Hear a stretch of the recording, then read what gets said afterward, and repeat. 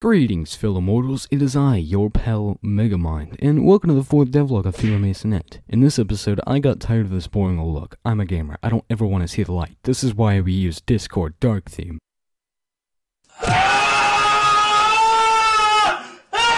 I'm like Gregory Hefty from the third Dive Wimpy Kid movie. We need to eradicate this light. So here we go, let's slap some effects on this baby, and bam! We got some nice lighting effects. I did a bit of tweaking on this overall, and I think it looks really nice. I wanted the mansion to feel spooky, but not super dark, to where you can't see anything, and I think I did a pretty good job. Tell me what you think in the comments, or in my Discord server. The link is in the description. I release public builds of the game in there if you're interested in playing FM. We also just have a really fun community. I hope to see you there. Sir, we need a montage for this episode. What are we gonna do? Don't worry. Lighting montage.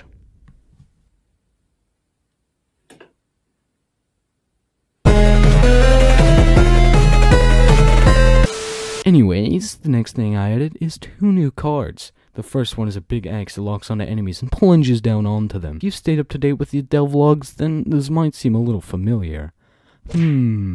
This card is crafted with the Hero Scarf item dropped exclusively by the stone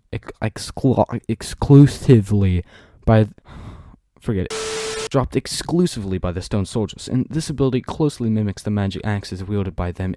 It's on a timer, so you'll need to learn to time your shots just right to hit the enemies. This card is very skill-based, but if you can master it, you'll be very much rewarded for your efforts because you'll demolish your foes. It's very hard to get some hits on the Reapers, but on the stone soldiers, they're incredibly slow, so it's basically some easy damage. What do you do next, you might be wondering? Well, no need to wonder, because the next card I added is the Guiding Orb. It's a diamond-shaped orb that follows your mouse cursor. It's very slow, so it's not very good for combat. In that case, what could it be used for? Well, you sure seem to have a lot of questions today. You need to calm down, sir. Well, the Guiding Orb leads me to my next feature, which are these ladders. They're folded up so you can't interact with them at all. So, what are they good for? That's what my parents tell me, but if I go ahead and equip the Guiding Orb card, I can summon the orb and hit the ladders to knock them down. This makes the ladders climbable. Yay! The Guiding Orb will most likely be used for lots of puzzles or unlocking certain areas. It'll probably be unlocked early in the first area of the game, so if you decide to skip the first area and head straight to the hardest area of the game, you won't be able to access certain areas that might have important loot because some areas need the Guiding Orb to be accessed. That doesn't mean that you can't beat the game without it. Every card in this game will be completely optional. Heck, you won't even need to use a card to beat the game.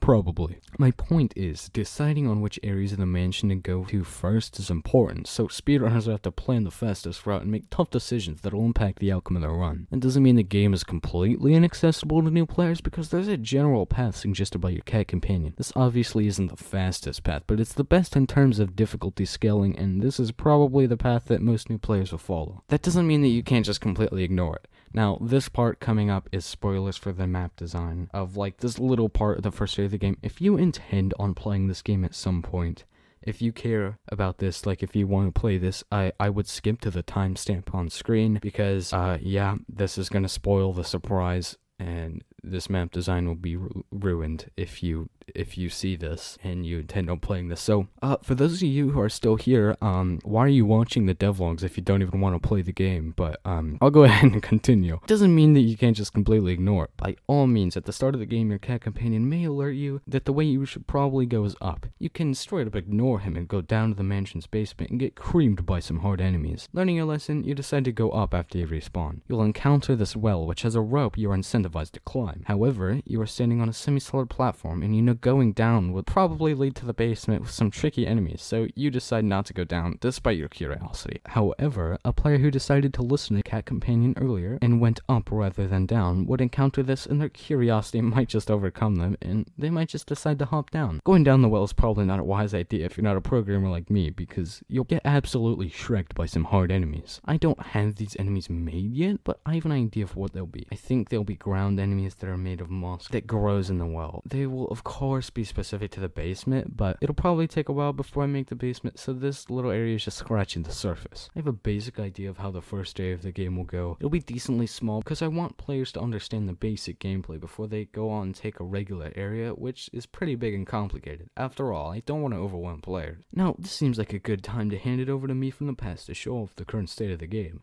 Take it away, me. Okay, so here we are in the game in its current state. This here is the main menu. It's obviously a prototype, but it's functional. As you can see, we've got these sliders. I'm going to affect the volume of things. There's obviously going to be more options and stuff later down the line, but it's functional for now. Let's go ahead and hit play. And here we are, drop down at the start. I really need to move the stone soldiers away from the start. Let's go ahead and let's go ahead and just take them out real quick. It's not that hard right now because like the values aren't finalized, they're not very balanced, but so right now, just for testing, it's pretty easy to take them out. So let's just go ahead and do that. Now here we are. There's the dialogue system. Yeah, you've all seen it before, nothing new. So let's just go ahead and go past this. Okay, now if we drop down here, here's some new items. We don't need to worry about that much. But if I go and equip this card, the guiding orb, this thingy, you can see I can't climb these ladders right now. But if I go ahead and summon the guiding orb, and I hit the ladder with it, you can see it knocks it down and I can climb this. And got a nice climbing animation that I made. I think it looks pretty cool. Yeah, that's pretty much the ladders though. Like, there'll be like secret areas and stuff where you'll get loot. I explain it later in the video, don't worry. Here we are, there's that light. Let's go and light that. Reapers, this is stuff you've already seen. I can, of course, use the guiding orb, but it's super slow, so it's fairly useful. What I really want to show you is this other new card, which is this Hefty Axe. I can, like, do that and time it so that it slams on them at the right time. It's pretty hard, but if you can master it, it's really useful because for slow enemies, it's super easy to get hits, but for fast enemies, if you can get hits too, it's pretty much like an all-around really good ability. So there we go, got one of those Reapers gone. Let's see if we can get this other guy with the axe. Oh, there's 1, 2, 3. Nice. Now, obviously, I can craft and stuff. Oh, yeah. I got the scarfs, which drop from the stone soldiers. With those, I can craft the Hefty Axe, which is what the axe thingy is that I equipped. The guiding orb, this one. It cannot be crafted, actually. It's found in a chest. So, in the first area, you'll explore a little bit, and you'll have to find this to progress the area. So that's where it's gonna be. That's kind of like the state right now. Let's kill this guy again just to show that he drops the stuff. As you can see, he dropped his scarf. I can go and pick this up. I can spam craft like 6 of these. As you can see, my inventory is basically full of them now. I'll go ahead and just delete all of those. And just cleared out my inventory. As you can see, the trash works. Yep, it's working good. Everything just kind of functions. Of course, there's a couple really weird bugs. Like, I'll go ahead and show you just because it's funny. If I push the stone soldier, which, by the way, later on, I'm gonna make... Well, not later on, like soon. I'll change it to where he has more mass. That way it's super hard to push him. Because, you know, he's big and heavy and all. But as you can see, this bug, if you push him into a wall, he kinda does like a curse you, parry the platypus thing. Where he's just like, dang it, how'd you outsmart me? You figured out my weakness.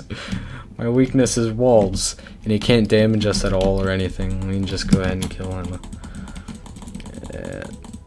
Get his items for free. I thought that was a really funny bug. I did not know about that. One of the people in my Discord server actually pointed that one out. And it actually works on both walls, so if I put him over there... Oh, why is it not working?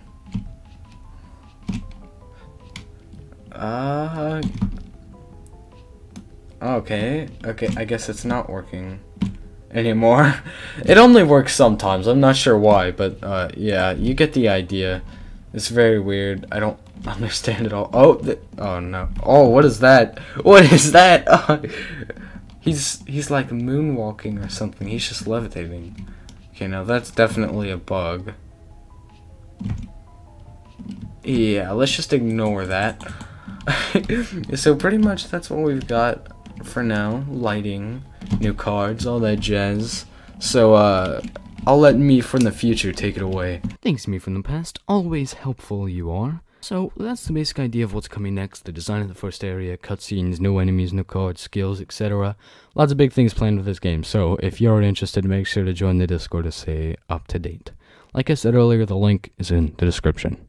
But if you don't want to do that, you can always help with a simple like and subscribe. It's free and you can take it back whenever you want. But you shouldn't. Actually, I take that back. You can never go back once you're subscribed. Once you've signed your soul to me, you cannot ever escape. You're stuck in an endless loop of watching my contents here, a corpse in a coffin, and even then your phone will be glued to your face with my channel playing. There is no escape.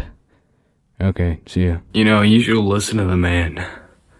You should like and subscribe. That'll be pretty cool, wouldn't it? Yeah.